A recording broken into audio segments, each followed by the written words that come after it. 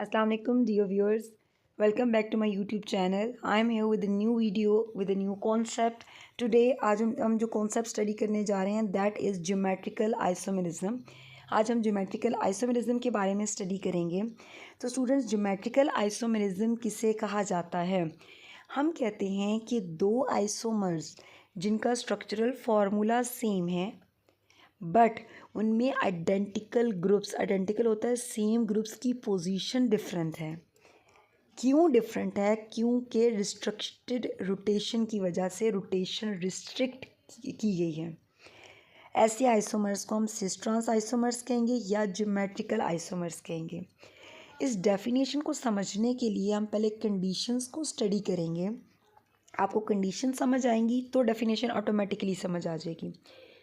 Very important short question कि conditions बताएं geometrical isomerism की. तो सबसे पहली कंडीशन बेटे हमारे पास है कि जी प्रेजेंस ऑफ डबल बॉन्ड, दो कार्बन के दरमियान डबल बॉन्ड का होना ज़रूरी है, तभी ज्योमेट्रिकल आइसोमेरिज्म शो होगी.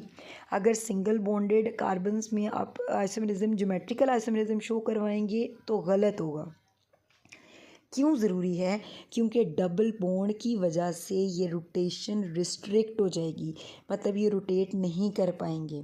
इनको रोटेट करवाने के लिए डबल बॉन्ड में से ये एक पाई बॉन्ड को ब्रेक करना पड़ेगा. उसके लिए बहुत ज़्यादा एनर्जी चाहिए जो आउट ऑफ द वे होके होगी. तो इसलिए हम क्या कहते हैं कि डबल बॉन्ड का होना ज़रूरी है. अब दूसरी कंडीशन जो कि बहुत इंपॉर्टेंट है कि एक कार्बन, अब देखिए ये कार्बन, दोनों कार्बन दो दो बॉन्ड एक दूसरे के साथ बना रहे हैं, बाकी तो दो बॉन्ड्स किसी और ग्रुप के साथ बनाएंगे ना. तो एक कार्बन के साथ जो दो ग्रुप्स हैं वो डिफरेंट होने चाहिए. मतलब एक ही कार्बन के साथ अगर दोनों हाइड्रोजन हो तो ये गलत है, बट एक कार्बन के साथ एक अगर CH3 है और दूसरा हाइड्रोजन है तो ठीक है. अब दूसरे में भी ऐसे ही होगा, हाइड्रोजन एंड CH3. तो एक कार्बन के साथ double bond, same carbon of double bond के एक कार्बन के साथ जो दोनों ग्रुप्स अटैच हैं वो क्या होने चाहिए? डिफरेंट होने चाहिए. ये दो कंडीशंस हैं ज्योमेट्रिकल या सिस ट्रांस आइसोमेरिज्म की. होपफुली यहाँ तक आपको क्लियर हो चुका होगा. तो डेफिनेशन जैसे मैंने बताया कि ऐसे आइसोमर जिनका स्ट्रक्चरल फार्मूला तो सेम है लेकिन क्या डिफरेंट है, उनमें आइडेंटिकल ग्रुप्स की पोजीशन डिफरेंट है. कैसे डिफरेंट है वो हम आगे एग्जांपल देखेंगे तो आपको क्लियर हो जाएगा. और हमने कंडीशंस देखी कि जी डबल बॉन्ड ज़रूरी है और एक कार्बन के साथ जो दोनों ग्रुप्स हैं वो डिफरेंट होंगे. नेक्स्ट हम बात करते हैं जी सिस एंड ट्रांस. किसे हम सिस कहेंगे और किसे ट्रांस कहेंगे? तो ऐसे कंपाउंड जिनमें क्या होगा, एक ही साइड पे सिमिलर ग्रुप्स अटैच होंगे वो होंगे सिस, और जिनमें सिमिलर ग्रुप्स ऑपोजिट साइड पे अटैच होंगे वो होंगे ट्रांस. कैसे? इसको हम एग्जांपल से एक्सप्लेन करेंगे तो आपको बात समझ में आएगी. देखिएगा यहाँ पे आप पहली एग्जांपल को ज़रा गौर से देखें.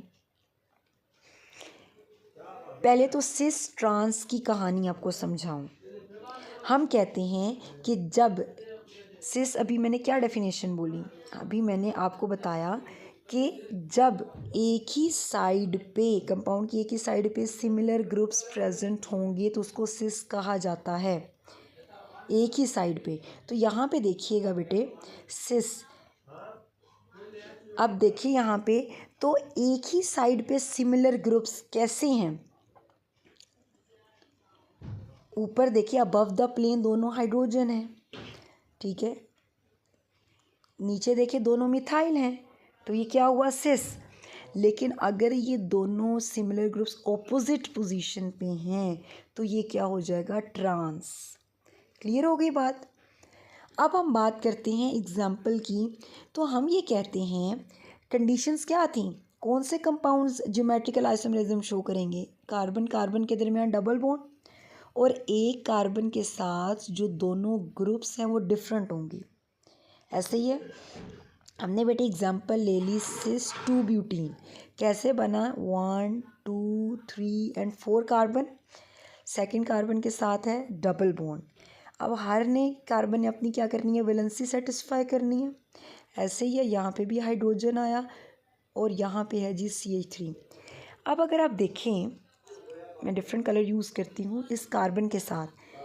कार्बन कार्बन डबल बॉन्ड आया, कार्बन के साथ एक हाइड्रोजन है और दूसरा जो CH3 का बॉन्ड है इस कार्बन के साथ है। ऐसे ही है ना। अब दूसरे कार्बन में भी एक इसके साथ क्या है, हाइड्रोजन है और दूसरा इसने किसके साथ बॉन्ड बनाया हुआ है, CH3 के साथ। तो अब ये तो हो गया। इसकी अब क्या होगी, अगर हम ट्रांसफॉर्म देखें तो आपको ट्रांसफॉर्म नज़र आ रही है। उसमें क्या होगा, अब कार्बन के साथ ग्रुप्स तो वही दोनों अटैच हैं, इस कार्बन के साथ भी वही दोनों हैं, लेकिन उनकी क्या है, पोजीशन डिफरेंट है। ठीक है, पोजीशन कैसे डिफरेंट है, आप देखें। पहले ये H और CH3 है, अब यहाँ पे क्या हुआ, CH3 ऊपर है, ये CH3 नीचे, और यहाँ पे CH3 अबव द प्लेन है। यहाँ पे हाइड्रोजन ऊपर है और यहाँ पे नीचे हो गया। जिसकी वजह से क्या हुआ, जिसकी वजह से बेटे ये देखिए ऑपोजिट साइड पे सिमिलर ग्रुप्स आ गए और ये क्या बन गया, ट्रांस बन गया। होपफुली अब आपको डेफिनेशन भी क्लियर होगी। हम कहते हैं ऐसे कंपाउंड्स जिनका स्ट्रक्चरल फार्मूला तो सेम है, स्ट्रक्चरल फार्मूला सेम है ना। देखिए कार्बन के साथ हाइड्रोजन CH3, ऐसे ही है यहाँ पे भी कार्बन के साथ हाइड्रोजन और मिथाइल ग्रुप है, सेकंड कार्बन के साथ भी हाइड्रोजन और मिथाइल ग्रुप है।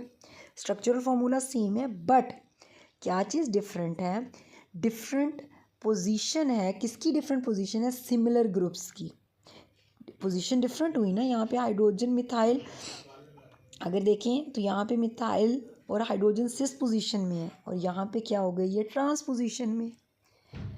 आइडेंटिकल ग्रुप्स को हम देख रहे हैं ना, इनकी पोजीशन देख रहे हैं। यहाँ पे आइडेंटिकल ग्रुप्स की पोजीशन क्या है, ऑपोजिट है, और यहाँ पे क्या है, सेम है। तो आइडेंटिकल ग्रुप्स की पोजीशन डिफरेंट है। ठीक है, तो ऐसे जो आइसोमर्स हैं उनको हम क्या कह रहे हैं, ज्योमेट्रिकल आइसोमर्स कह रहे हैं।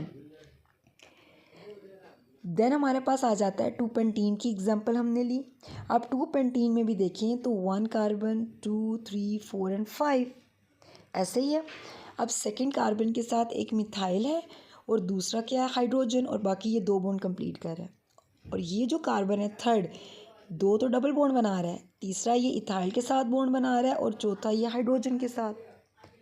क्या हुआ, अब देखिए ये क्यों दे रहे ज्योमेट्रिकल आइसोमेरिज्म, बिकॉज इसमें एक तो डबल बॉन्ड है और दूसरा एक कार्बन के साथ जो दोनों ग्रुप्स अटैच हैं वो क्या हैं, डिफरेंट हैं, इसलिए ये ज्योमेट्रिकल आइसोमेरिज्म शो कर रहा है। अब इसमें देखें तो सिमिलर ग्रुप्स हैं सेम साइड पे, सिस ट्रांसफॉर्म क्या होगी, CH3 और H तो है, क्या हमने डिफरेंट किया, हमने इनकी पोजीशन को उलट कर दिया, इथाइल नीचे आ गया और हाइड्रोजन ऊपर चला गया। तो अब सिमिलर ग्रुप्स क्या हो गए, ऑपोजिट साइड पे, तो ये हो गया ट्रांस। तो ऐसे कंपाउंड्स जिनमें स्ट्रक्चरल फार्मूला जिनका सेम है बट आइडेंटिकल ग्रुप्स की पोजीशन डिफरेंट हो जाए, ठीक है, तो उनको हम ज्योमेट्रिकल आइसोमर्स कहते हैं।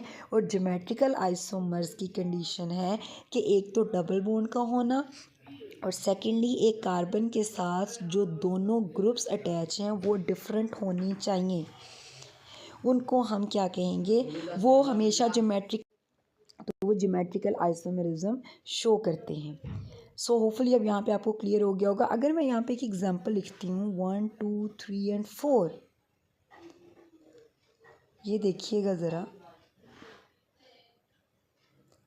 अब ये क्या है हमारे पास, 1 कार्बन पे है ना डबल बॉन्ड एंड 2 3 4 कार्बन है, मतलब कि ये क्या है, ये है जी 1 ब्यूटीन।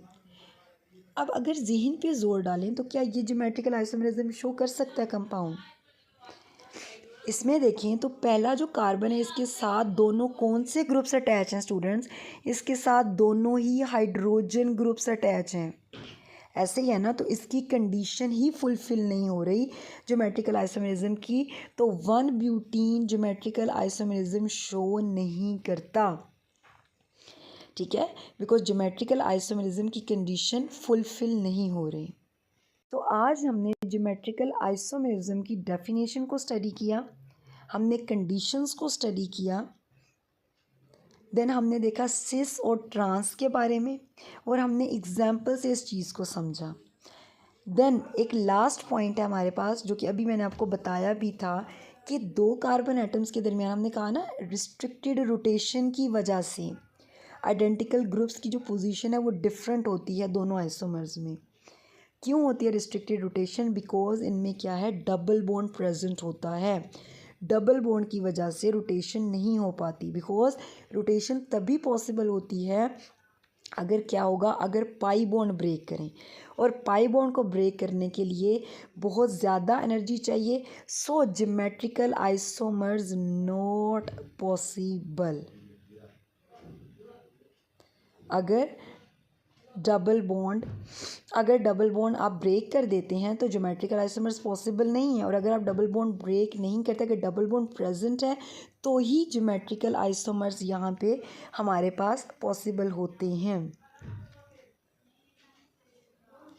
Clear is that? सो ये हमारे पास आ गया सारा ज्योमेट्रिकल आइसोमर्स के बारे में, definition, then example, then cis trans, and this was all about today's lecture. Hopefully आपको सारे पॉइंट्स सारे कॉन्सेप्ट्स क्लियर हो गए होंगे। अगर कोई क्वेश्चन हो तो आप कमेंट बॉक्स में कमेंट कर सकते हैं, और अगर वीडियो अच्छी लगे तो लाइक ज़रूर कीजिएगा और मेरा चैनल सब्सक्राइब करना मत भूलिएगा। Thank you so much. अल्लाह हाफिज़।